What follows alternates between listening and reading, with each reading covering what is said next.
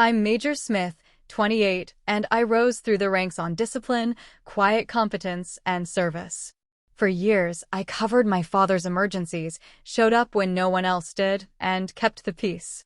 But when he stood at his own wedding and called me a mistake, then held up his new daughter as his real child, I drew a line that changed everything. Have you ever been dismissed by someone you carried for years? Drop your story in the comments. You're not alone. Tell me where you're tuning in from, and if you've ever had to stand up for yourself after being wronged, hit like and subscribe for more true stories about boundaries and self-respect. What happened next might surprise you. I learned early that my father's love came with conditions I could never quite meet. Growing up, he was a man of extremes, one day lifting me onto his shoulders at the park, calling me his little soldier, the next dismissing my school achievements with a distracted nod while he scrolled through his phone. I became an expert at reading his moods, adjusting my expectations accordingly. The inconsistency shaped me in ways I'm still understanding. When he was present, really present, it felt like basking in sunlight. He'd tell stories about his own childhood, laugh at my jokes, ask about my friends. But those moments were rare, scattered between long stretches of him being physically there but emotionally absent. I'd find myself performing for his attention, bringing home perfect report cards, learning his favorite songs on piano, memorizing statistics about baseball teams he liked. By high school, I'd established a pattern that would follow me into adulthood. I became the daughter who called first, who remembered birthdays, who showed up to every family gathering whether I was welcomed warmly or treated like an obligation. When he lost his job during my senior year, I worked extra shifts at the grocery store to help with his mortgage payment. When his car broke down, I coordinated repairs and covered the cost. When he seemed lonely after my mother moved out, I visited twice a week with takeout from his favorite Chinese restaurant. The imbalance never felt sustainable, but I told myself it was temporary. That eventually, my consistency would earn me the kind of steady affection I watched him give to his hobbies, his friends, even the neighbor's dog. I was investing in something I believed would eventually pay dividends, a relationship where I wouldn't have to prove my worth every single day. After college, I joined the military. The decision surprised him. "You sure about this?" he asked, as if I'd announced plans to join the circus. But the structure suited me.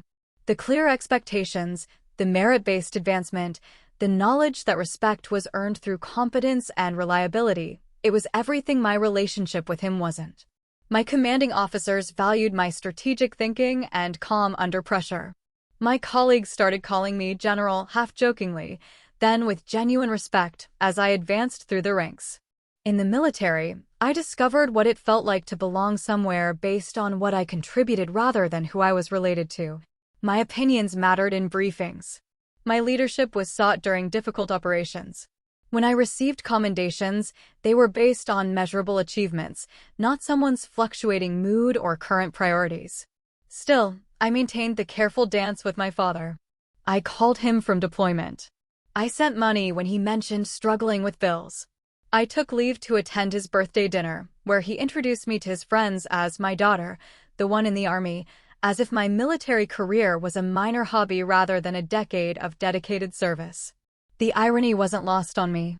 At work, I commanded respect from people who had never met my family. Soldiers twice my age deferred to my judgment. Pentagon officials sought my analysis on complex strategic questions. Yet every interaction with my father left me feeling like I was still that little girl performing for scraps of approval. Looking back, I think I stayed in that dynamic because the alternative felt like giving up on something I'd invested too much to abandon.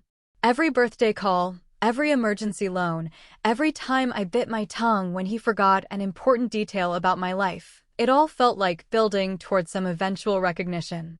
Some moment when he'd acknowledge what I'd always been trying to prove. The pattern intensified after I made captain. My increased salary meant I could help more substantially with his financial emergencies, which seemed to occur with suspicious regularity. A surprise medical bill. Property taxes higher than expected. Car trouble.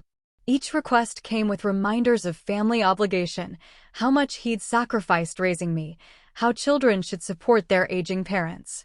I never said no, but I started keeping track. Not out of resentment, exactly, but because the numbers helped me understand something I couldn't quite articulate yet. In 3 years, I'd sent him nearly $30,000. I'd taken emergency leave twice to help him move apartments. I'd co-signed for his credit card when his own credit failed him. Meanwhile, our conversations remained surface level. He rarely asked about my work beyond generic questions about, "How's the army treating you?" He never remembered my friends' names or followed up on situations I'd mentioned. When I was promoted to major, he responded to my text with congrats and immediately launched into a story about his own work troubles. The disconnect between how I was valued professionally and personally created a strange double life. Monday through Friday, I was Major Smith, strategic planner, team leader, someone whose counsel was valued and whose presence commanded rooms. Weekends and holidays, I became the trying too hard daughter, grateful for basic acknowledgement, walking on eggshells to maintain fragile peace. Friends noticed the transformation when my father called during group dinners. I'd step outside to take his calls, returning with a forced smile and an excuse about family obligations. My closest friend, Melissa, a fellow officer who'd known me since basic training, finally confronted me about it. "You're different around him," she said after watching me handle one of his crisis calls during a rare weekend off. "You shrink." She was right, but I wasn't ready to examine why. Instead, I doubled down on being the perfect daughter, the one who never demanded too much, who always came through in emergencies, who accepted whatever level of relationship he was willing to offer. I told myself this was maturity, that adult relationships required compromise and patience. The truth I wasn't ready to face was simpler. I was terrified that if I stopped performing, stopped giving, stopped showing up, I'd discover I'd been right all along about my worth in his eyes.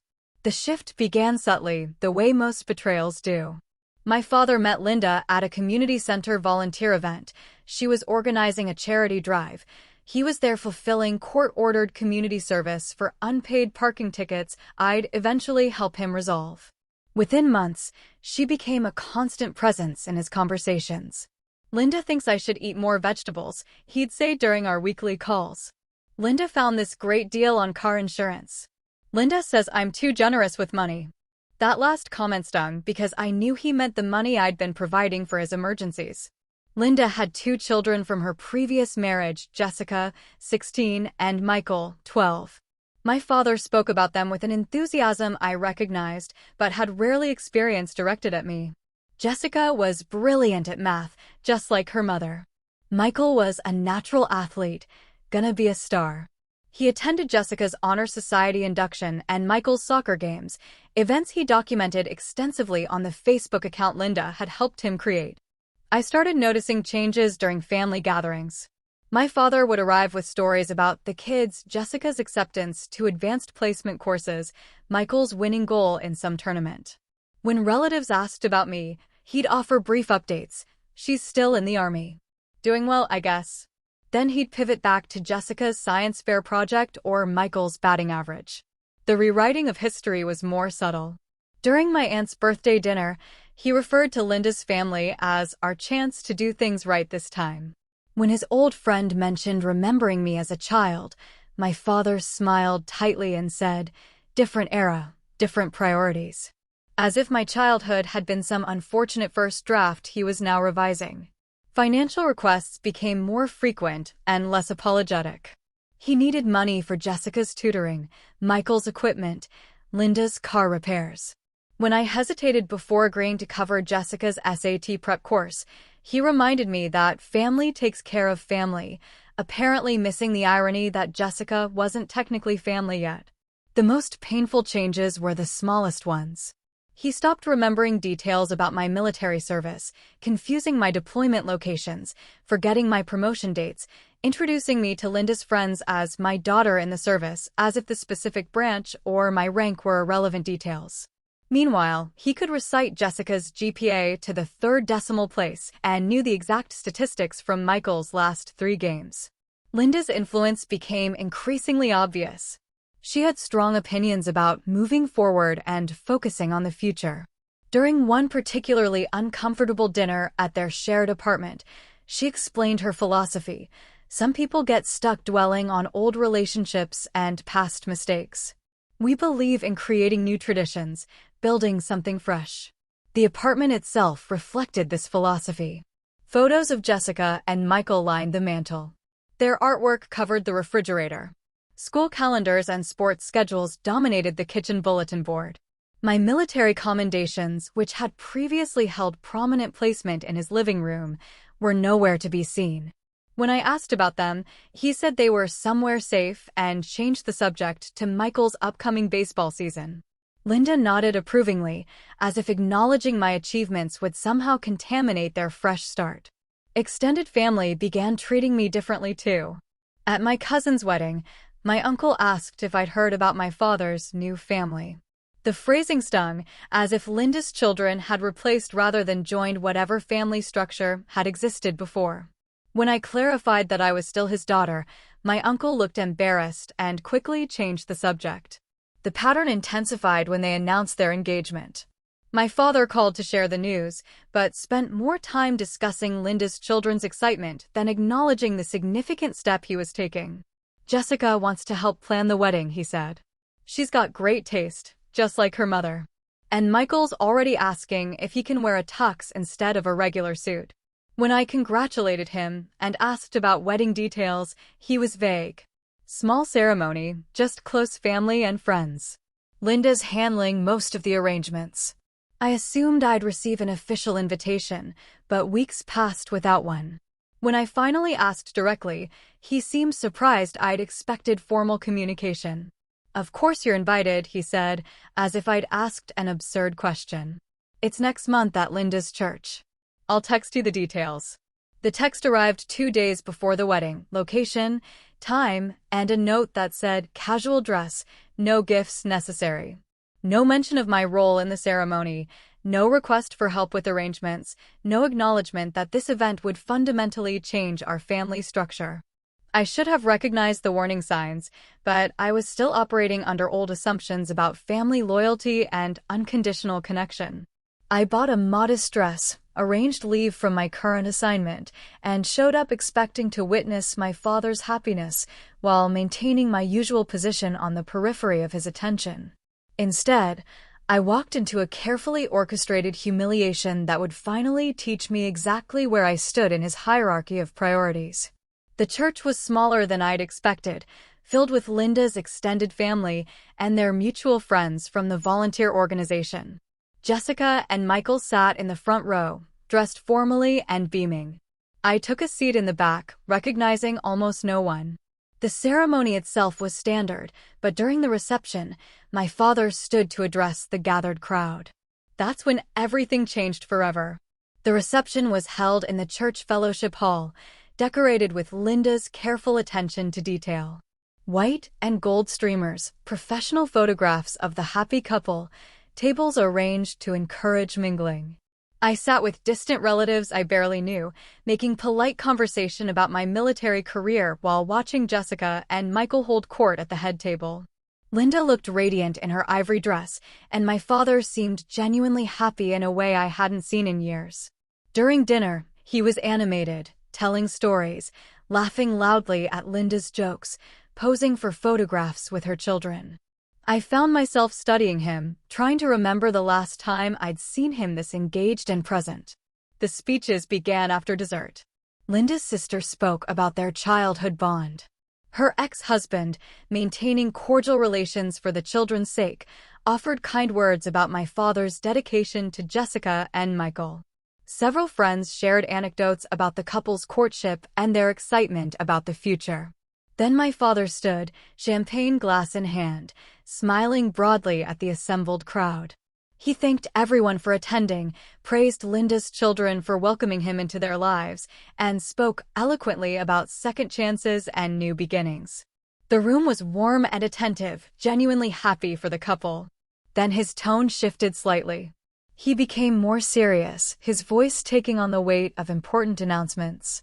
Before we continue celebrating, he said, I want to address something that's been on my mind. The room quieted expectantly. I assumed he was about to acknowledge the complexity of blended families or perhaps mention his gratitude for Linda's patience during their courtship. Instead, He turned in my direction, and I felt a chill of recognition, the same expression he'd worn during childhood confrontations when he was about to deliver judgment. "Some of you might be wondering about my past," he continued, his voice carrying clearly across the silent room. "About decisions I made before I met Linda and gained the wisdom to understand what real family means." My stomach clenched. Around me, guests shifted uncomfortably, sensing tension they couldn't identify. Linda watched from the head table, her expression unreadable. "I want to be clear about something," my father said, his eyes meeting mine directly for the first time all evening. "My daughter sitting back there, she's not really my daughter in any way that matters. She was a mistake from a relationship I've spent years trying to correct." The silence that followed was absolute. Guests turned to stare at me, their expressions ranging from shock to embarrassment to morbid curiosity. I felt heat rising in my cheeks, but forced myself to remain still, drawing on military training to maintain composure under hostile conditions. "Linda has given me real children now," he continued, gesturing toward Jessica and Michael. "Children who understand respect and gratitude and what it means to be part of a loving family. Jessica and Michael are my real legacy." He raised his glass toward the head table, apparently intending to conclude with a toast, but Jessica had gone rigid in her chair. She was staring at me with an expression I couldn't initially interpret, recognition mixed with something approaching awe. "Jessica, Michael, please stand so everyone can meet my perfect children," my father said, oblivious to Jessica's frozen state. Michael stood obediently, but Jessica remained seated, her eyes locked on mine across the room. The silence stretched uncomfortably as guests waited for her to comply with her new stepfather's request. Finally, she rose slowly, but instead of smiling and accepting the recognition, she whispered something that carried clearly in the hushed room. "She's my general." My father's champagne glass paused halfway to his lips. "What did you say?" Jessica's voice was stronger now, filled with an emotion I recognized as the respect I'd grown accustomed to receiving from fellow service members. "She's my general. Major Smith. I wrote my honors history report about her unit's work in Afghanistan. Her strategic planning saved hundreds of lives during the evacuation operations." The room's energy shifted palpably. Guests who had been looking at me with pity or curiosity now reassessed what they were witnessing. My father's face went through several expressions: confusion, irritation, and finally something approaching panic as he realized his carefully orchestrated narrative was unraveling. "Jessica, sit down," Linda hissed from beside her daughter, but Jessica ignored her mother's command. "She's decorated for valor," Jessica continued, addressing the room now rather than just my father. "She's one of the youngest majors in her division. I've been following her career for months, hoping someday I might be half as accomplished." The words hit me like a physical blow, but not from pain, from recognition of something I'd never expected to experience in this context. Here was someone who knew my actual achievements, who valued them not because they were related to me, but because they were genuinely impressive. My father set down his champagne glass with shaking hands. His perfect moment had become something else entirely, a public revelation of his ignorance about the woman he'd just dismissed as a mistake. The room remained frozen, wedding guests uncertain how to respond to this unexpected turn. Linda was whispering urgently to Jessica, trying to restore the celebration's previous momentum. Michael looked confused and slightly frightened by the tension. But I was watching my father, seeing him recalculate rapidly as he realized that his throwaway dismissal had been delivered to a room that now understood exactly whom he'd been disparaging. His new family's respect had been built partly on admiration for achievements he'd never bothered to learn about. The moment crystallized something I'd been avoiding for years: the futility of seeking recognition from someone determined to remain ignorant of who I actually was. I stood quietly, maintaining the dignity that had been trained into me through years of representing my country in complex situations. I met Jessica's eyes across the room and nodded once in acknowledgement, then turned and walked toward the exit with measured steps. Behind me, I heard Linda attempting damage control, my father's voice rising in defensive explanation, and the awkward resumption of conversation as guests tried to salvage the celebration. But I was done performing for audiences that had already decided not to see me clearly. I drove for 2 hours before pulling into a rest stop to process what had just happened. The highway was nearly empty at 11 p.m., giving me space to think without the immediate pressure of response or reaction. In the military, we're trained to compartmentalize during crisis situations, to function first and feel later. That training served me now. The words replayed in my mind with brutal clarity. She's not really my daughter in any way that matters. She was a mistake from a relationship I've spent years trying to correct. 27 words that summarized decades of careful investment, patient loyalty, and willful blindness to mounting evidence. What disturbed me most wasn't the cruelty. I'd experienced his dismissive treatment before, though never so publicly or absolutely. What unsettled me was the relief I felt underneath the humiliation. Finally, the pretense was over. No more wondering if I was misreading situations or being overly sensitive. No more calibrating my expectations against his inconsistent behavior. He'd drawn the line clearly and publicly.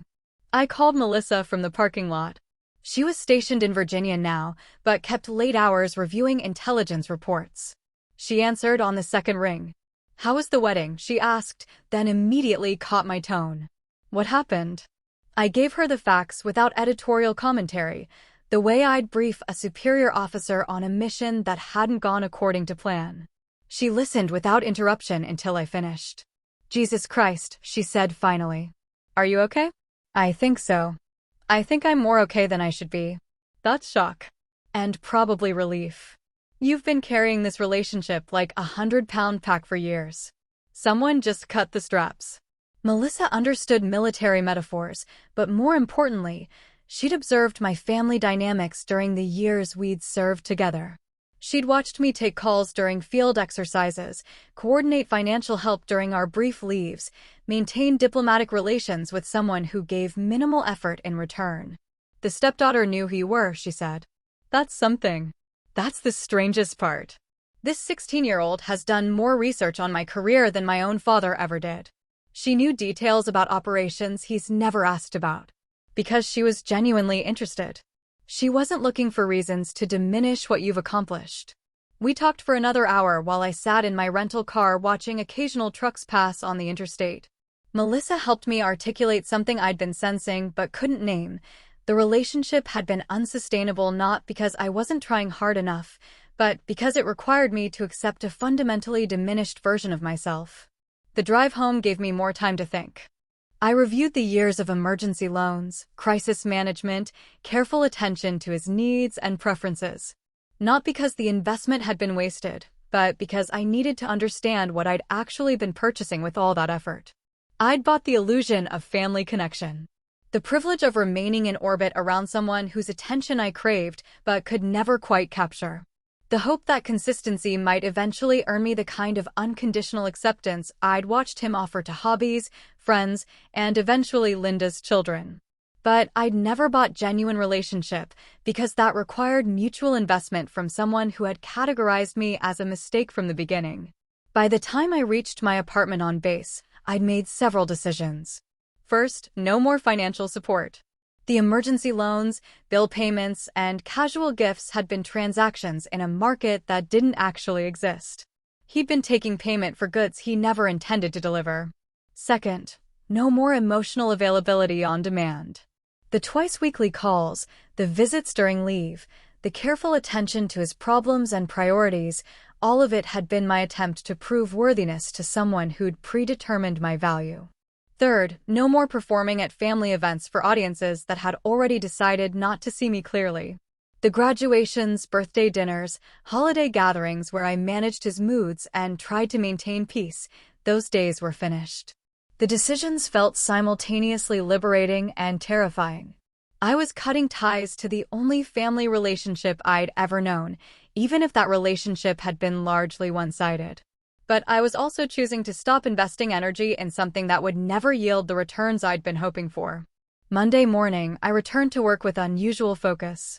My current assignment involved strategic planning for training operations, work that required clear thinking about resource allocation and realistic assessment of potential outcomes.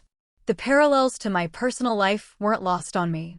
My commanding officer, Colonel Martinez, noticed the change. "Good weekend?" he asked during our Tuesday briefing. "Clarifying weekend," I said, and left it at that. Over the following days, I discovered what my life felt like without the constant low-level anxiety of managing my father's approval. I slept better. I was more present during conversations with colleagues. I found myself making social plans for weekends instead of keeping schedules flexible in case he needed something.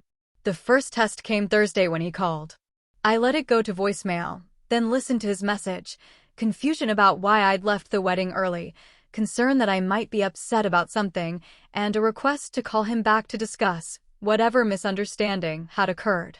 I didn't call back that day or the next.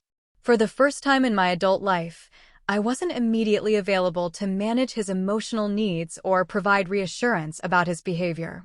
The second call came Saturday with a different tone. Disappointment that I wasn't responding. Reminders about family loyalty and obligation. A subtle suggestion that my reaction was disproportionate to whatever had upset me at the wedding. Still I waited.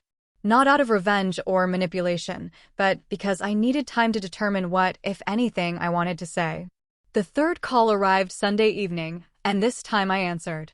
"Finally," he said. "I was starting to worry something had happened to you." "I've been thinking," I said, cutting straight to the purpose of the conversation.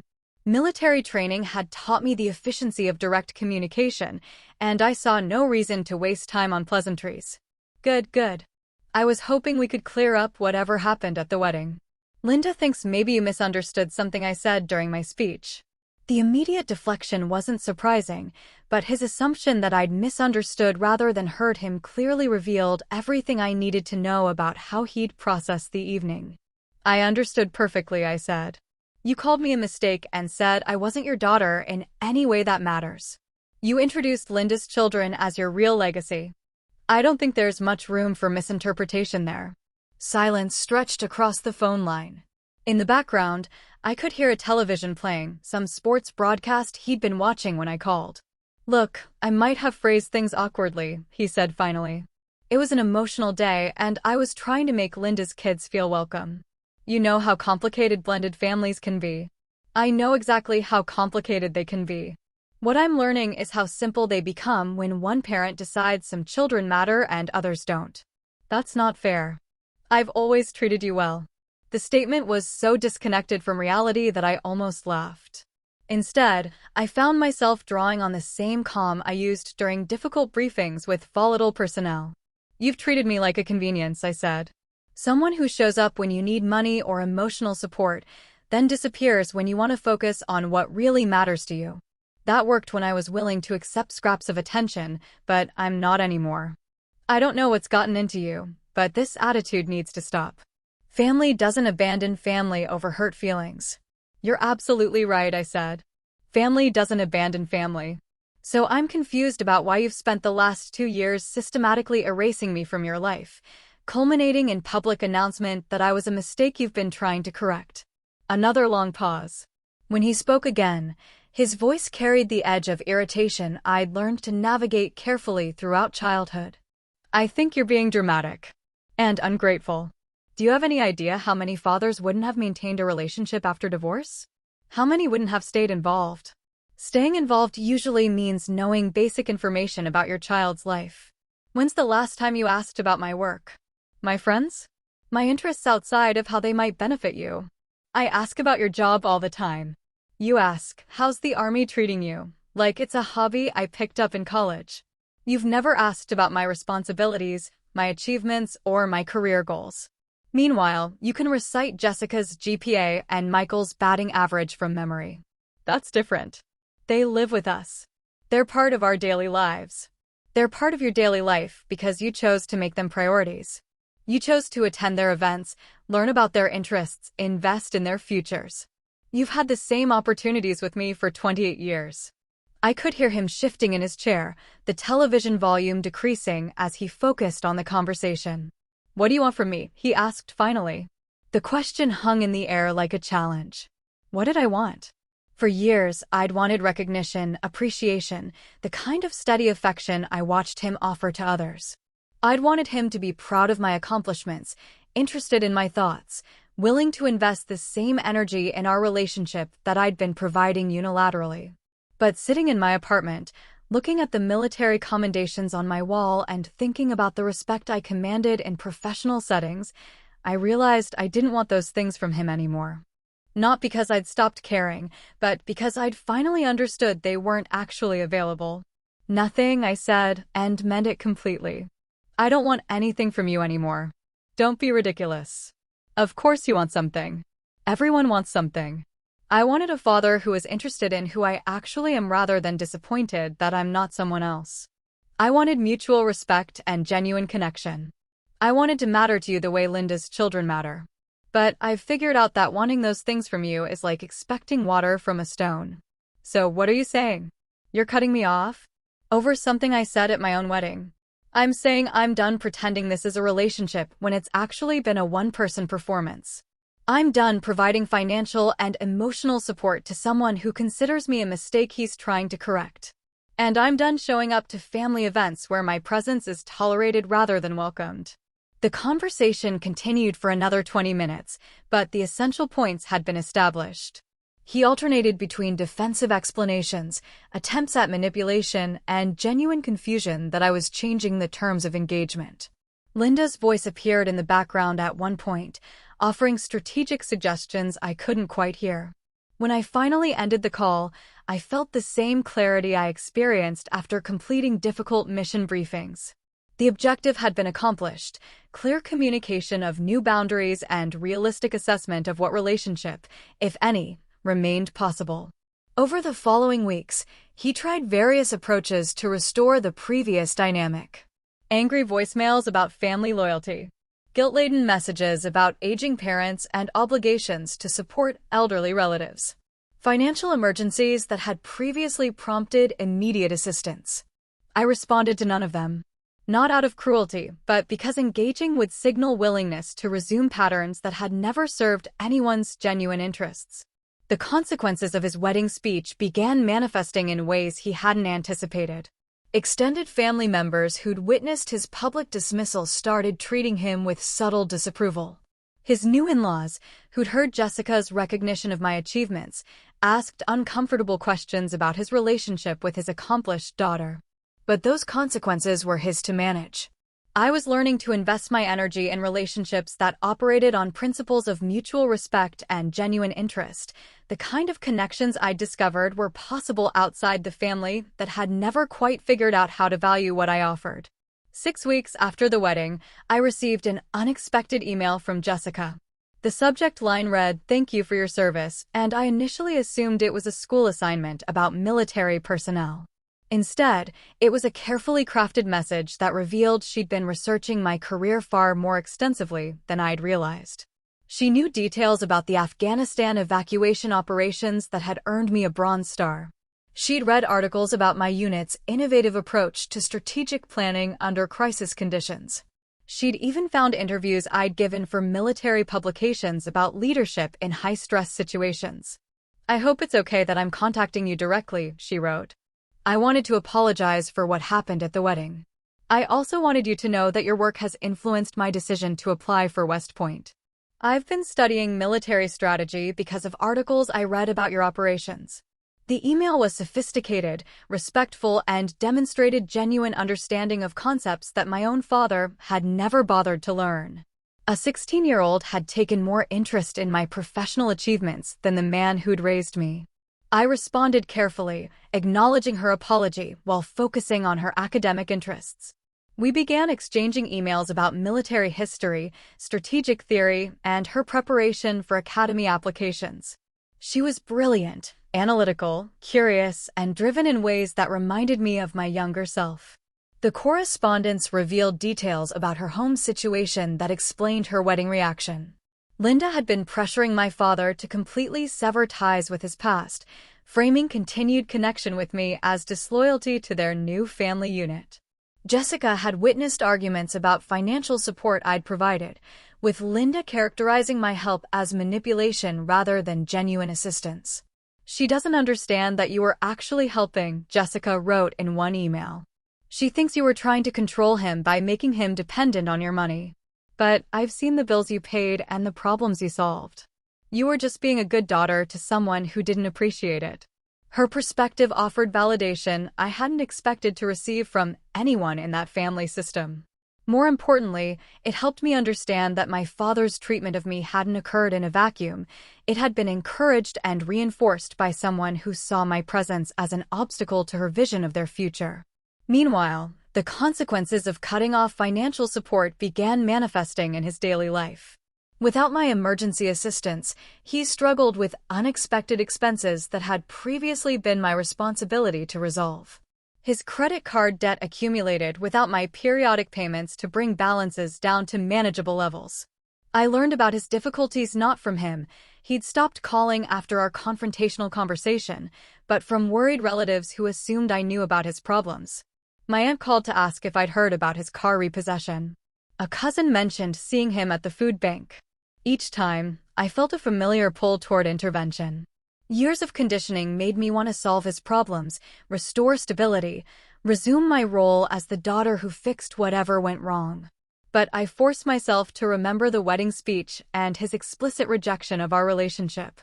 You can't save someone from the consequences of their own choices, Melissa reminded me during one of our calls. Especially someone who's made it clear they don't value what you've been providing. The truth was harsh but necessary. His financial struggles were the natural result of living beyond his means while relying on my subsidies to cover the difference. Without that safety net, he was facing realistic assessment of his actual resources versus his desired lifestyle. My professional life, meanwhile, flourished in ways I hadn't anticipated. Without the constant drain of managing his emotional needs and financial crises, I had energy to invest in career development and meaningful relationships with colleagues. I was selected for advanced strategic training that would position me for promotion to lieutenant colonel. The achievement felt different from previous military successes because I wasn't measuring it against someone else's approval or trying to prove worthiness to an audience determined not to recognize my value. It was simply professional recognition earned through competent performance, the kind of straightforward transaction I'd grown accustomed to in military settings. 3 months after the wedding, Linda called me directly. The conversation was awkward from the beginning. She'd never spoken to me without my father present, and her tone carried subtle hostility disguised as concern. "I'm worried about your dad," she said. "He's been really depressed since you two had your falling out. I think he misses you more than he wants to admit." "I'm sorry you're struggling," I said, meaning it genuinely. But our relationship ended when he announced that I was a mistake he'd been trying to correct. I can't maintain connection with someone who fundamentally doesn't want me in his life. He was just nervous about the wedding. He didn't mean those things the way they sounded. He meant them exactly the way they sounded. And honestly, I think they were probably the most honest things he's ever said to me. Linda's frustration became more apparent as she realized I wasn't responding to guilt-based manipulation. She tried several approaches. Appeals to family duty, suggestions that I was being cruel to an aging parent, implications that my military training had made me unnaturally hard-hearted. Finally, she revealed her actual concern. "He's been talking about contacting you directly to ask for help with some bills. I think that would be a mistake for both of you." "I agree completely," I said. "It would be a mistake because I wouldn't provide the help, and that would just create more disappointment for everyone involved." The conversation ended with mutual understanding that no reconciliation was forthcoming. Linda had wanted to preserve their financial stability without acknowledging the fundamental changes in our relationship. I had wanted to maintain boundaries without cruel punishment of someone who was struggling. Neither of us got exactly what we'd hoped for, but we'd established realistic expectations about the future. That evening, I realized I'd been holding my breath for months, waiting for some kind of resolution or closure that was never going to arrive. The wedding speech hadn't been an emotional outburst I could forgive and forget. It had been a clear statement of his actual feelings, probably the most authentic thing he'd ever shared with me. Accepting that truth meant accepting that the relationship I'd been trying to build had never actually existed from his perspective. I'd been performing in a one-person show, hoping eventually to earn genuine connection from someone who'd categorized me as a mistake from the beginning. The acceptance brought peace I hadn't expected. For months after cutting ties, I encountered my father unexpectedly at the grocery store near his apartment.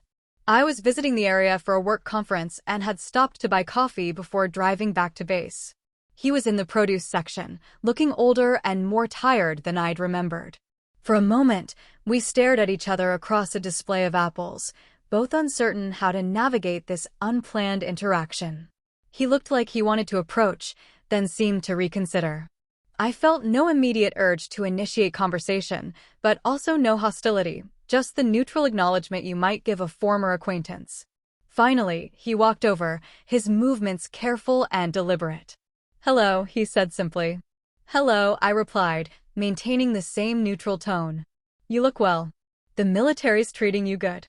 There it was, the same generic question he'd been asking for years, delivered now with obvious discomfort. "I'm doing fine. Thank you for asking." We stood in awkward silence for several seconds. Other shoppers navigated around us, focused on their own purchases and unaware they were witnessing the careful choreography of a relationship that had officially ended. "I heard you made Lieutenant Colonel," he said eventually. The news surprised me. I had been promoted 6 weeks earlier, but I hadn't told anyone in his circle. "Yes. Where did you hear that?" "Jessica mentioned it. She keeps track of military announcements online." He paused, seeming to weigh his next words carefully. "Congratulations. That's a big achievement." "Thank you." Another silence stretched between us. I could see him struggling with whether to say more, whether to attempt some kind of bridge-building conversation or simply accept the boundaries I'd established. "Listen," he said finally, "I know things got complicated after the wedding. Maybe we could get coffee sometime and talk." "I don't think that would be productive," I said, not unkindly but with finality. "I think we've both said what needed to be said." He nodded slowly, disappointment flickering across his face, but not surprise. "Well, take care of yourself." "You too." I watched him walk away, pushing his cart toward the checkout lanes. He moved with less confidence than I remembered, as if the months since our confrontation had aged him in ways that went beyond simple time passage.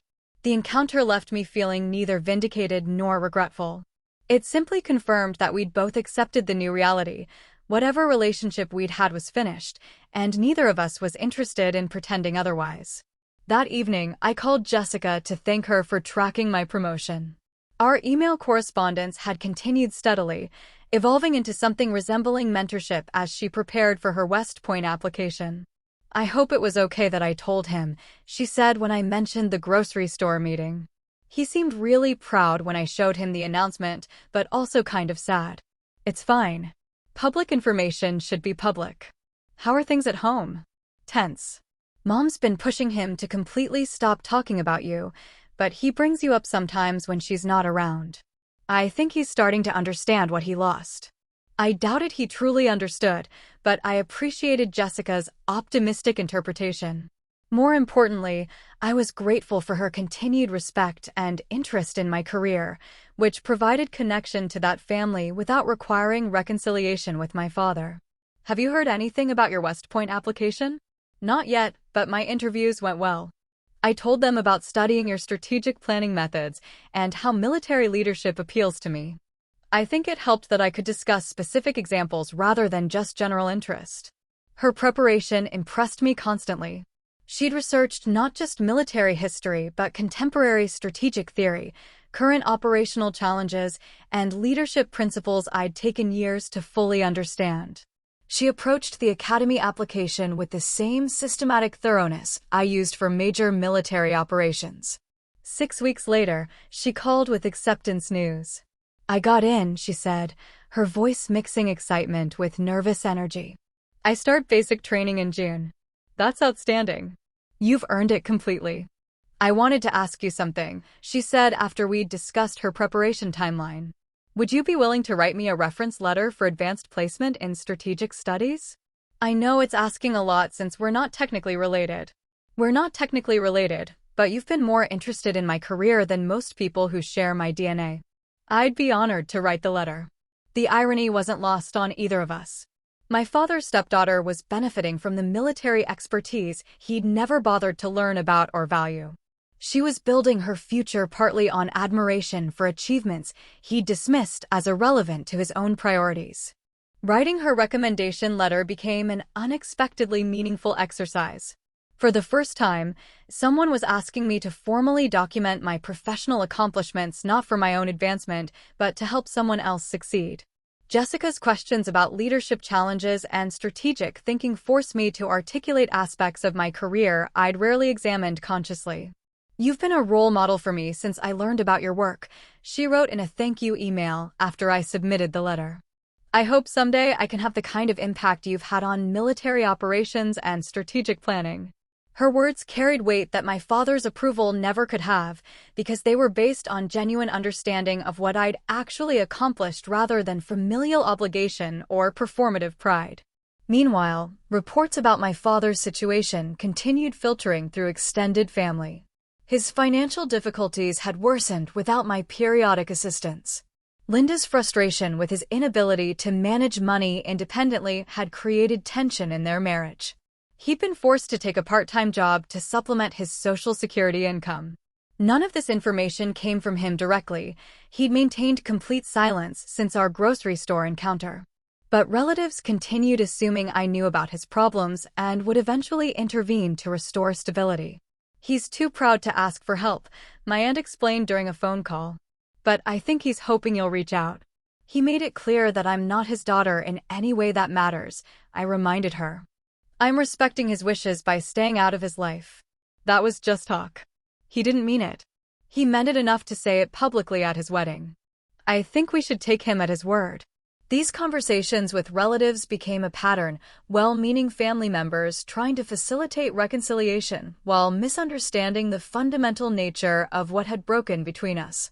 They saw our estrangement as a temporary conflict that could be resolved through compromise and forgiveness rather than recognizing it as the natural conclusion to a relationship that had never been sustainable.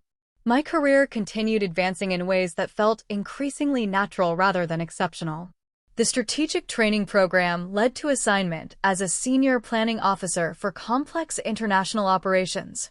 My commanding officers valued my analytical approach and calm decision-making under pressure. For the first time in my adult life, I was experiencing consistent professional recognition without the background anxiety of managing my father's approval or disapproval. The mental energy I'd previously devoted to family crisis management was now available for career development and meaningful personal relationships. The transformation was profound enough that colleagues noticed the change. "You seem more focused lately," Colonel Martinez observed during a performance review. "More confident in your strategic recommendations." He was right, though I didn't fully explain the source of the change. Eliminating the constant effort to earn recognition from someone determined not to provide it had freed me to excel in environments where competence was valued straightforwardly. Jessica's updates from West Point became a bright spot in my routine correspondence. She excelled in her coursework and wrote detailed emails about strategic theory classes, leadership training, and her plans for military specialization. Her enthusiasm reminded me of my own early career excitement, but her foundation was stronger because she'd researched extensively before committing. "I think about our conversations all the time during strategic planning exercises," she wrote after completing her first semester. "The principles you explained about resource allocation and risk assessment have become second nature." Reading her emails, I realized I'd inadvertently gained something valuable from my father's rejection, the opportunity to mentor someone who genuinely appreciated and utilized what I offered. Jessica's success became proof that my knowledge and experience had worth beyond my own career advancement. By year's end, I'd established a life that operated entirely independently of my father's existence or opinion. The relationships I maintained were based on mutual respect and genuine interest. My professional achievements were recognized and valued by people who understood their significance. Most importantly, I'd stopped measuring my worth against the approval of someone who'd never been qualified to judge it accurately. Jessica's West Point graduation arrived 2 years after our first contact. She'd requested permission to list me as family for ticket allocation, and I'd agreed to attend the ceremony. Driving through the academy gates, I felt proud anticipation mixed with complex emotions about the family dynamics that had brought us together. The graduation was impressive, hundreds of newly commissioned officers preparing to serve their country with the kind of dedication I remembered from my own early career. Jessica looked confident and mature in her dress uniform, every inch the professional officer she'd worked so hard to become. After the ceremony, she introduced me to her classmates and instructors as Major Smith, my mentor who taught me strategic planning principles. No mention of our unusual family connection or the circumstances that had led to our relationship. Just straightforward acknowledgement of professional mentorship. Her mother and stepfather, my former father, attended as well. Linda looked uncomfortable seeing me there, while he seemed uncertain how to navigate the situation. We exchanged polite greetings and focused entirely on celebrating Jessica's achievement. During the reception, Jessica pulled me aside for a private conversation. "I want you to know how much your guidance has meant to me," she said. "I wouldn't be here without your example and encouragement. You would have succeeded regardless. You have the drive and intelligence that can't be taught. Maybe, but you showed me what was possible. You proved that military leadership could be both strategic and ethical, both effective and principled." Her words carried surprising emotional weight. For years, I'd wondered whether my military service had broader meaning beyond personal career advancement. Jessica's success suggested that my example had influenced someone else's path toward meaningful contribution. "I have something to tell you," she continued. "I'm planning to specialize in strategic operations, specifically the kind of international planning you've done. My instructors think I'm well prepared because of our discussions about real-world applications. That's exactly the right choice for your skill set. You'll excel in that field." "I hope so. And I hope we can continue our professional relationship as I advance through my career. I'd be honored to stay in touch and provide whatever guidance might be helpful." Later that evening, my father approached me while Jessica was taking photographs with her graduating class. We stood together watching her interact with fellow officers, both recognizing her remarkable transformation from the uncertain teenager we'd met at his wedding. "She talks about you all the time," he said quietly. "Your career, your achievements, your advice about military service. I had no idea you'd become so accomplished." "You never asked," I replied without malice, but with complete honesty. He was quiet for several moments, watching Jessica pose for group photos with obvious pride in her success. "I think I made a mistake," he said finally. "Several mistakes, actually." "Yes, you did. Is there any chance we could try again? Maybe start over somehow?" I studied his face, looking for genuine understanding rather than simply regret about consequences. "What would be different this time?" "I'd pay attention. I'd learn about your work, your life, your interests. I'd try to be the kind of father I should have been all along." "You had 28 years to try being that kind of father. What makes you think you'd be successful now?" The question was pointed but necessary. I'd learned not to accept promises from people who'd repeatedly demonstrated they couldn't or wouldn't change their fundamental approach to relationships. "I know I hurt you," he continued. "I know I didn't appreciate what you were offering. But seeing how much Jessica respects you, hearing about your accomplishments from someone who actually understands them, it's made me realize what I threw away." "You didn't throw it away. You never valued it in the first place. There's a difference." He looked stung by the assessment, but didn't argue. Around us, families celebrated their newly commissioned officers while we had the kind of honest conversation we'd never managed during my childhood. "I don't know how to fix what I broke," he admitted. "You can't fix it. Some things can't be repaired, only replaced. And I'm not interested in building a new relationship based on your current regret about the old one." "So that's it? It's over permanently?" "It's been over since your wedding speech. I'm just no longer pretending otherwise." We stood in silence for several more minutes, watching Jessica accept congratulations from various family friends and academy personnel. She radiated confidence and competence that reminded me of my own graduation years earlier, but she had advantages I'd lacked: clear career goals, strategic preparation, and genuine support from people who understood her chosen path. "For what it's worth," my father said as I prepared to leave, "I'm proud of what you've accomplished. I know I should have said that years ago. Thank you for saying it now. But my accomplishments don't require your validation anymore. The statement was true in ways that surprised even me. Somewhere during the past 2 years, I'd internalized the recognition I received from colleagues, superiors, and now Jessica. My worth was no longer measured against his approval or disapproval. Driving home from West Point, I reflected on the unexpected path that had led from public humiliation at his wedding to genuine mentorship with someone who'd become more family than many blood relatives. Jessica's success felt like validation not just of my professional expertise, but of the possibility that meaningful relationships could develop even from the wreckage of failed ones. 2 weeks later, she called from her first duty assignment. "I wanted to thank you again for attending graduation," she said. "It meant everything to have you there." "It was my honor." "How's the new assignment treating you?" "Challenging but exciting. I'm working with senior officers who knew about your Afghanistan operations. They speak about your strategic planning with real respect." "That's gratifying to hear." "Are you finding the work engaging?" "Absolutely. And I think about our conversations constantly. The principles you taught me about leadership under pressure are proving invaluable."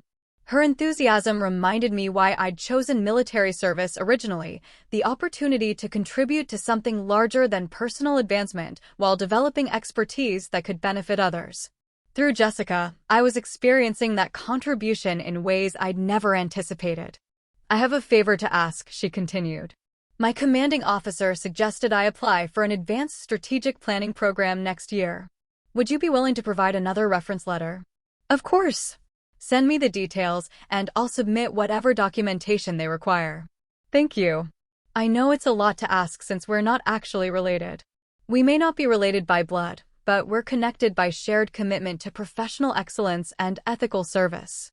That's a relationship worth maintaining regardless of family complications." After ending the call, I realized I'd found something unexpected in the aftermath of losing my father's recognition: the opportunity to provide genuine mentorship to someone who valued what I offered and used it constructively. Jessica's respect was earned through demonstrated competence rather than inherited through family obligation. The relationship felt sustainable in ways that my connection with my father never had, because it was based on mutual appreciation and shared values rather than unequal emotional labor and conditional acceptance. For the first time in my adult life, I was experiencing family relationship that enhanced rather than drained my energy and self-respect. 3 years passed with minimal contact between my father and me, though Jessica kept me updated on family developments through our regular correspondence. He'd struggled with health issues related to diabetes and stress, requiring medication he could barely afford without insurance coverage. Linda had returned to work full-time to help manage their financial difficulties, creating tension in their marriage as reality confronted their early retirement plans. I felt neither satisfaction nor guilt about his struggles. They were simply the natural consequences of choices he'd made: financial mismanagement, relationship destruction, and failure to maintain the support systems he'd previously taken for granted. I'd learned to separate compassion for humans suffering from personal responsibility for problems I hadn't created. My own career had continued advancing in gratifying ways. The strategic planning position had led to assignment as Deputy Director for International Operations Coordination, a role that utilized both my analytical skills and my experience managing complex multi-agency relationships. The work was demanding but meaningful, contributing to humanitarian missions and peacekeeping operations worldwide. Colonel Martinez, now General Martinez, had become a genuine mentor whose guidance helped me navigate the political complexities of senior military leadership. "You've developed excellent judgment about resource allocation and personnel management," he told me during my latest performance review. "You're ready for more significant command responsibilities." The assessment led to my selection for a prestigious fellowship program that would prepare high-potential officers for senior strategic roles. The opportunity represented years of careful career development and consistent professional excellence. Jessica, meanwhile, had excelled in her first assignment and been selected for the advanced strategic planning program I'd recommended. Her commanding officers recognized her analytical capabilities and leadership potential, fast-tracking her towards specialized responsibilities typically reserved for more experienced officers. I'm being assigned to international development operations, she told me during one of our monthly calls. Coordinating with civilian agencies and foreign military partners to implement infrastructure projects in post-conflict regions. That's exactly the kind of assignment that will develop your strategic thinking and diplomatic skills. Congratulations on earning such valuable experience early in your career. I know I wouldn't have been prepared for this opportunity without our conversations about multi-agency coordination and cultural sensitivity in international operations. Her success felt personally meaningful in ways that surprised me. Through mentoring Jessica, I was discovering that my knowledge and experience had value beyond my own advancement. Teaching strategic principles to someone who implemented them effectively provided satisfaction that purely individual achievement couldn't match. I wanted to ask you something, Jessica continued. My commanding officer suggested I consider applying for graduate study in international relations while continuing military service. Do you think that would be valuable preparation for senior strategic roles? Absolutely. The combination of practical military experience and academic strategic theory will make you exceptionally well prepared for senior planning positions. Which programs are you considering? We discussed various graduate options and their alignment with her career goals. Her questions were sophisticated and well-researched, demonstrating the same systematic approach to professional development I'd learned to value in military planning. After ending our call, I realized Jessica had become the kind of family relationship I'd always hoped to have: mutual respect, genuine interest in each other's welfare, and support that enhanced rather than drained our individual goals. The irony that she was technically my former stepfather's stepdaughter wasn't lost on me, but it no longer seemed relevant to the connection we'd built. 2 months later, I received an unexpected phone call from Linda. Her voice carried stress and exhaustion I hadn't heard during our previous limited interactions. "I'm calling about your father," she said without preliminary pleasantries. "He's in the hospital with complications from his diabetes. The doctors say it's serious." "I'm sorry to hear that. How serious?" "They're not sure yet. He's been neglecting his medication because we couldn't afford regular doctor visits. Now his kidneys are showing signs of damage." I waited for her to continue, uncertain what response she expected from me. We'd had no contact for 3 years, and their marriage had been built partly on excluding me from family considerations. "I know you two haven't spoken," she continued, "but I thought you should know. In case you wanted to visit or anything. I appreciate you letting me know." "Is Jessica aware of the situation?" "Yes, she's flying home this weekend. She suggested I call you." That detail mattered. Jessica understood both family dynamics and my father's medical condition well enough to recommend contact despite knowing about our estrangement. Her judgment had proven reliable on professional matters. Perhaps it was equally sound regarding personal relationships. "Which hospital?" I asked. Linda provided details and visiting hour information, then hesitated before continuing. "He's been talking about you more lately, especially when Jessica visits and mentions your career progress. I think he regrets how things ended between you." "Regret about consequences isn't the same as understanding what caused them," I said. "But I'll consider visiting." After ending the call, I found myself weighing obligations and opportunities with the same analytical approach I used for strategic planning. What were my actual responsibilities toward someone who'd explicitly rejected family connection? What outcomes were realistically possible from hospital visits during health crises? I decided to visit once, primarily to satisfy my own sense of completeness rather than from expectation that meaningful reconciliation was possible. Some situations required clear closure rather than ambiguous suspension. The hospital visit was awkward but not emotionally devastating. My father looked older and frailer than during our grocery store encounter years earlier. Diabetes and financial stress had aged him in ways that went beyond simple time passage.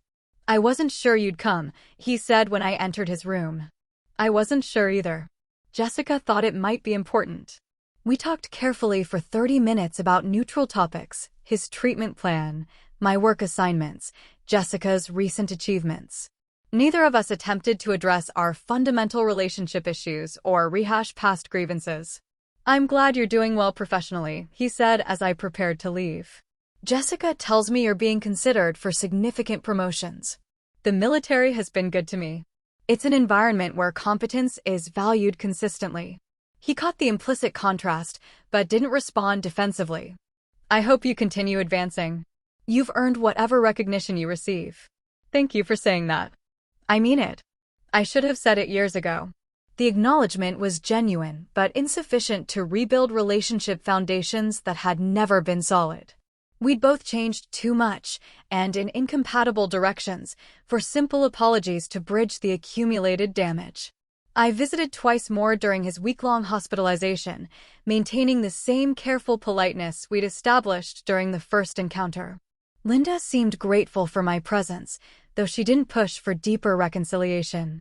Jessica coordinated her visit to overlap with mine, and together we helped manage discharge planning and follow-up care arrangements. The experience taught me that forgiveness and relationship restoration weren't synonymous. I could feel compassion for his health struggles and regret about our failed connection without wanting to rebuild what we'd never successfully constructed originally. Most importantly, I discovered that closure didn't require dramatic confrontations or emotional catharsis. Sometimes it simply meant acknowledging reality honestly and accepting what couldn't be changed. When I left the hospital after his discharge, we both understood that this represented final rather than renewed contact. The visits had satisfied whatever family obligations remained, but they hadn't created foundation for ongoing relationship. That evening, Jessica called to thank me for visiting and helping with discharge arrangements. "I know it wasn't easy for you," she said. "But I think it meant something to him that you came. It felt like the right thing to do. Not because I expected anything from it, but because some situations require clean endings." "I understand. And I want you to know that whatever happens between you and him doesn't affect our relationship. You've been the most important mentor in my life." Her words provided the reassurance I hadn't realized I needed. My connection with Jessica existed independently of family complications and would continue regardless of how other relationships evolved or dissolved. For the first time since my father's wedding speech years earlier, I felt completely at peace with the family structure that had emerged from the wreckage of the original one. I'd lost the relationship I'd thought I wanted, but I'd gained something potentially more valuable, genuine connection based on mutual respect and shared commitment to excellence. Sometimes the best families are the ones you choose rather than the ones you inherit. 5 years after my father's hospitalization, I was promoted to full colonel and appointed as Director of Strategic Operations for the Pacific Command. The position represented the culmination of 2 decades of careful career development and consistent professional excellence. My responsibilities included coordinating multinational military exercises, developing strategic partnerships with allied forces, and overseeing humanitarian assistance operations across the Pacific region. Jessica, now a major herself, had completed her graduate degree in international relations while maintaining exemplary military performance. She'd been selected for a prestigious assignment coordinating reconstruction efforts in regions affected by natural disasters and political instability. Her work combined strategic planning, diplomatic engagement, and resource management, exactly the skills we discussed during her academy preparation years earlier. "I'm using principles you taught me constantly," she told me during one of our regular professional consultations. "The frameworks for multi-agency coordination and cultural sensitivity have become fundamental to how I approach every assignment. You've exceeded my expectations for how quickly you'd advance and how effectively you'd apply strategic concepts. Your commanding officers consistently praise your analytical capabilities and leadership potential." "I have some news," she said, her voice carrying excited anticipation. "I've been selected for the War College Fellowship Program. They want me to develop expertise in post-conflict reconstruction and international development coordination." "That's outstanding." "The War College Fellowship will position you perfectly for senior strategic roles. You'll be working with the most accomplished military strategists in the country. I wanted to ask if you'd be willing to serve as my professional reference for the program. I know it's a significant commitment since fellows are mentored throughout the entire 2-year program. I'd be honored to provide ongoing mentorship. Send me the program requirements, and I'll submit whatever documentation they need." Her success had become one of the most satisfying aspects of my career. Through mentoring Jessica, I discovered that knowledge transfer and leadership development provided meaning that purely individual advancement couldn't match. Watching her implement strategic principles effectively while developing her own innovative approaches validated years of professional experience. My father's health had continued declining during the intervening years. Diabetes complications had required dialysis treatment he couldn't afford consistently. Linda worked multiple part-time jobs to manage their medical expenses, but their financial situation remained precarious.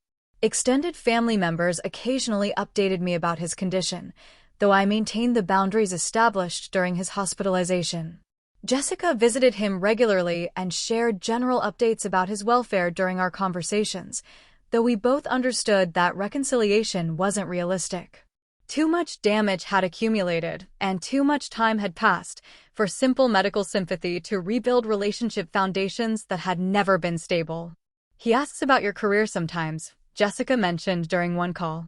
I tell him about your promotions and assignments, and he seems genuinely proud, but also regretful that he doesn't have direct connection to your success. Pride about outcomes isn't the same as investment in the process, I replied. He's welcome to feel proud, but that doesn't create obligation for renewed relationship. I understand. I just thought you should know that he's aware of what you've accomplished. The information was interesting, but not emotionally significant. Years of therapy and professional success had helped me understand that external validation couldn't repair internal damage caused by childhood rejection and adult dismissal. My worth was now measured by standards I controlled rather than approval from people who'd proven unable or unwilling to recognize my value consistently. My current assignment brought frequent travel and interaction with senior military leaders from allied nations. The work was complex and demanding, requiring analysis of political developments, strategic resource allocation, and coordination among military services that operated under different cultural assumptions and organizational structures. Colonel Smith's strategic assessments have become essential reading for Pacific Command leadership, General Martinez wrote in my latest performance evaluation. Her ability to synthesize complex political and military information into actionable strategic recommendations distinguishes her as one of our most valuable senior officers. The recognition felt earned through years of competent performance rather than granted through personal connections or family influence. Military advancement operated on merit-based principles that rewarded demonstrated capability and consistent excellence, everything my relationship with my father had lacked. During a planning conference in Hawaii, I encountered a senior Navy officer who'd served with my father decades earlier during his brief military enlistment. The officer recognized my name and asked about family connections. Haven't spoken with him in several years, I said honestly. We went different directions. That's too bad. He used to talk about you all the time during deployment. Carried pictures of you in his wallet, showed them to anyone who'd listen. Seemed really proud of having a daughter following military tradition. The information surprised me. I'd never known about my father's military service pride or his habit of sharing photographs with fellow service members. Perhaps his dismissal of my career had been more recent development than I'd understood, influenced by Linda's preferences rather than his original feelings. But the revelation didn't change fundamental realities about our failed relationship. Whatever pride he'd felt privately hadn't translated into consistent support or genuine interest during the years when such recognition would have mattered to my development. People change, I told the Navy officer. Sometimes they grow apart despite starting from similar places. 3 months later, Jessica called with news that my father had died suddenly from kidney failure. He'd been scheduled for emergency surgery but hadn't survived the procedure. Linda was managing funeral arrangements with assistance from Jessica and Michael, who'd returned from college for the services. I wanted you to hear it from me rather than through other family members, Jessica said gently. I know your relationship was complicated, but I thought you should have the option to decide about attending services. Thank you for calling directly. When is the funeral? Saturday afternoon. Linda said you're welcome to attend if you want to, but she understands if you prefer not to. I spent the rest of the week considering whether attendance would provide useful closure or simply reopen emotional complications I'd successfully resolved. Military training had taught me to analyze decisions based on realistic assessment of costs and benefits rather than abstract obligations or social expectations. Ultimately, I decided to attend the service, but not the reception afterward. I wanted to pay respects to someone who'd been important during my childhood, even if our adult relationship had failed irreconcilably. The funeral would provide closure without requiring extended social interaction with family members who might expect emotional reconciliation I wasn't prepared to offer. The service was simple and well attended by people from various phases of his life: work colleagues, community center volunteers, extended family members, and neighbors who'd known him as Linda's husband rather than my father. Jessica and Michael delivered thoughtful eulogies about his kindness and generosity, focusing on positive aspects of his character while acknowledging his human imperfections. I sat in the back of the chapel, maintaining respectful attention without drawing notice to my presence. Several relatives approached afterward to express appreciation that I'd attended despite our estrangement. Their comments were kind but brief, recognizing that this wasn't an occasion for extensive family reconnection. Linda thanked me quietly for coming and mentioned that he'd kept newspaper clippings about my military promotions in his desk drawer. "I think he was proud of you even when he couldn't figure out how to show it properly," she said. The information was bittersweet but not transformative. Private pride that never became public support had limited value for relationship building, though it suggested he'd maintained more awareness of my achievements than I'd realized. Walking away from the funeral service, I felt the kind of peaceful closure that comes from completing obligations without expecting emotional rewards. I'd paid appropriate respects to someone who'd shaped my early life, acknowledged the complexity of human relationships, and maintained the boundaries that protected my well-being. Most importantly, I'd confirmed that my worth didn't depend on his approval or disapproval, even posthumously. The life I'd built operated independently of his recognition, and that independence had become one of my most valuable achievements. That evening, Jessica called to check on my emotional state after the funeral. "How are you processing everything?" she asked with genuine concern. "I'm at peace with how things ended," I said honestly. "We both did the best we could with the emotional resources we had available. The outcome wasn't what either of us originally wanted, but it was probably inevitable given our incompatible approaches to relationship. I'm glad you can see it that way. And I want you to know again how much your mentorship has meant to my career development. You've been the most important professional influence in my life." Her words reminded me that meaningful relationships had emerged from the disappointment of failed ones. Through mentoring Jessica, I discovered the satisfaction of genuine connection based on mutual respect and shared commitment to excellence. Sometimes the most important families are the ones you choose rather than inherit, and the most valuable legacies are the ones you create rather than receive. The story my father had intended to tell at his wedding, about mistakes and fresh starts and perfect children, had become something different entirely. It had become a story about resilience, professional achievement, and the possibility of finding genuine connection even after experiencing fundamental rejection. In the end, his assessment of me as a mistake had proven incorrect not because I'd changed his mind, but because I'd learned to measure my worth by more reliable standards. The military had taught me that competence earns respect, consistency builds trust, and integrity creates lasting value. Those lessons had served me well in building the life I actually wanted rather than continuing to pursue the approval I'd thought I needed. Years later, when junior officers ask for career advice, I tell them that success requires clear assessment of what's actually possible versus what we hope might eventually become available. Some relationships can be improved through patience and effort, but others need to be accepted as they are or gracefully released. The wisdom lies in recognizing the difference and investing energy accordingly. Jessica's career has continued flourishing in ways that validate everything I hoped mentorship could accomplish. She's now positioned for senior command responsibilities that will allow her to influence strategic policy at the highest levels of military planning.